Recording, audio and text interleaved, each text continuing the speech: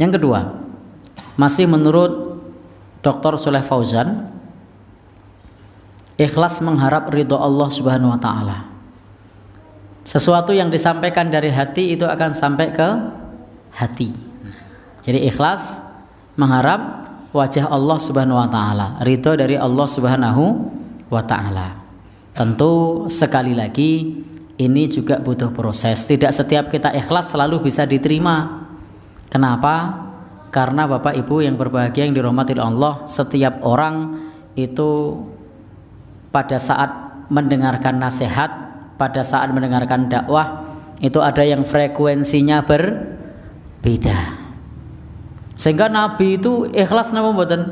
Ikhlas. Apa ya kurang ikhlas? Ya ndak mungkin. Nabi itu pasti ikhlas. Tetapi yang melawan dakwah Nabi kathah napa mboten? Kathah. Sehingga ikhlas ini mengharap wajah Allah dengan dakwahnya, ini yang membuat anggenipun berdakwah menika saged langgeng, saged bertahan lama, sehingga bisa membawa dan mengubah pengaruh, memberikan pengaruh, dan Bapak Ibu yang berbahagia yang dirahmati Allah Subhanahu wa taala membawa perubahan ke arah yang positif. Sebab ikhlas kepada Allah Subhanahu wa taala, dibayar tidak dibayar tetap berdakwah. Diamplopi tidak diamplopi tetap berdakwah. Di pengajian maupun tidak tetap berdakwah. Jadi namanya dakwah itu bukan cuma pas pengajian. Bisa di sosial media, bisa di pertemuan rutin, bisa pada saat bincang-bincang dengan kawannya, bisa saat silaturahim menyampaikan sepatah dua patah kata atau memberikan masukan sepatah dua patah kata kepada sesuatu yang belum sesuai dengan tuntunan. Bapak Ibu yang berbahagia yang dirahmati Allah Subhanahu wa taala, ini wujud keikhlasan kepada Allah Subhanahu wa ta'ala. Jadi tidak harus di panggung resmi, di podium, tidak harus. Karena dakwah ini butuh keikhlasan.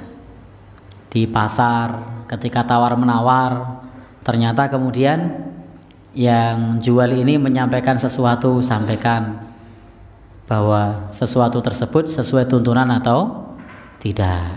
Alon-alon. Boleh jadi pada saat kita menyampaikan saat itu belum bisa menerima, tapi suatu saat dia akan menerima. Saya jadi ingat pernah ada salah satu tokoh di Jogja yang bekerja di lembaga ribawi.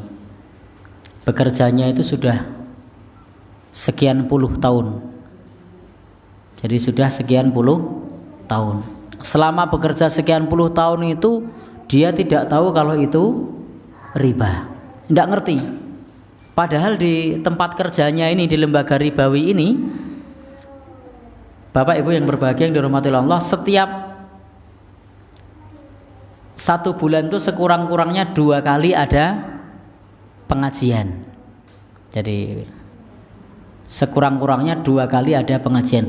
Tetapi dari ustadz ke ustadz, dari guru ngaji ke guru ngaji, itu selama sekian puluh tahun tidak pernah ada guru ngaji yang menyampaikan kalau itu riba.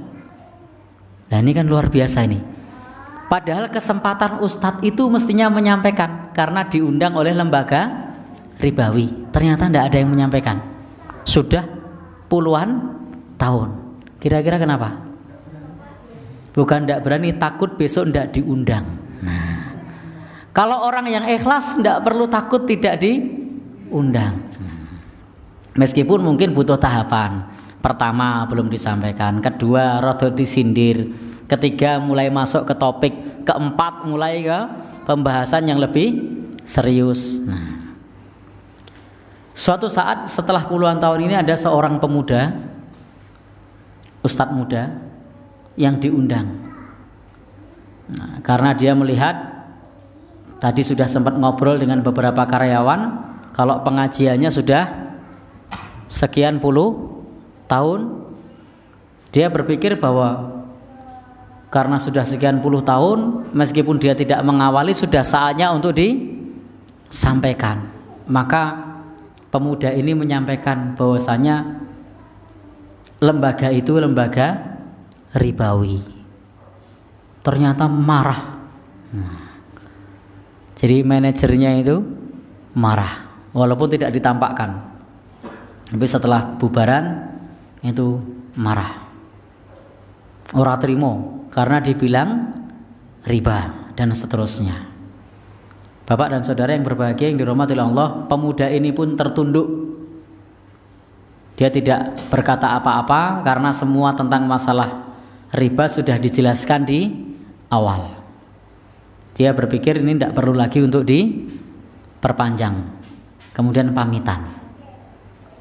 Bapak Ibu yang berbahagia yang dirahmati Allah Subhanahu wa taala, ternyata si manajer ini ketika pemuda tadi pulang, dia berpikir jangan-jangan yang diomongin bener. Kemudian googling, tahu googling ya?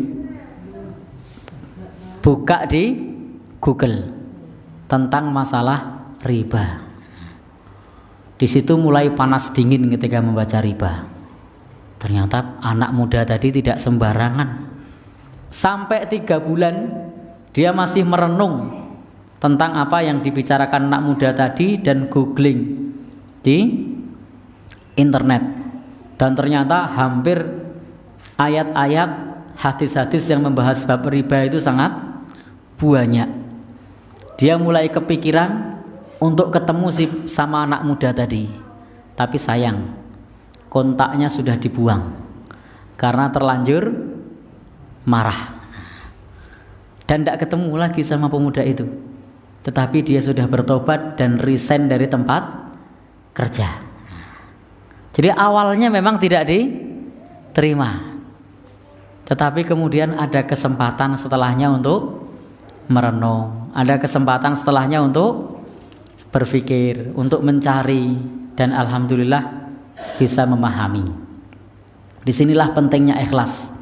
Pemuda tadi tidak berpikir sesuk aku diundang meneh apa ora, tidak berpikir aku diamplopi piro, tidak berpikir aku diseneni apa ora. Yang dia pikirkan ini sudah lama, sudah bertahun-tahun, berarti ilmunya wis okeh, wis warna-warna. Tapi kok masih riba? Ya sudah, disampaikan apa adanya. Jadi tidak perlu kemudian berpikir ini menunggu waktu lagi karena sudah puluhan tahun. Maka dia sampaikan dan ternyata alhamdulillah dengan izin Allah maka kemudian bisa membukakan pintu hati salah satu dari manajer ini. Kemudian Bapak Ibu meninggalkan pekerjaannya. Padahal kerjanya sudah bertahun-tahun. Kenapa selama ini begitu? Karena tidak tahu. Ngajinya ya cuma di situ, sementara ustadz yang diundang tidak ada yang menyampaikan. Padahal ustadz yang diundang itu kan kesempatan untuk menyampaikan. Tapi mengapa tidak menyampaikan? Kira-kira kenapa itu? Bisa jadi berpikir ini belum saatnya. Tetapi kalau sudah puluhan tahun kelamaan. Maka pemuda tadi berpikir sudah kita sampaikan, siap menerima risikonya. Alhamdulillah ternyata Allah membukakan pintu hatinya. Meskipun pada awalnya itu berat. Bapak Ibu-ibu yang berbahagia yang dirahmati Allah Subhanahu wa taala, begitu pula dakwah Nabi sallallahu alaihi wasallam dahulu. Masyarakat yang dahulunya menolak karena keikhlasannya, kesabarannya untuk terus-menerus menyampaikannya, maka mereka pun kemudian masuk Islam.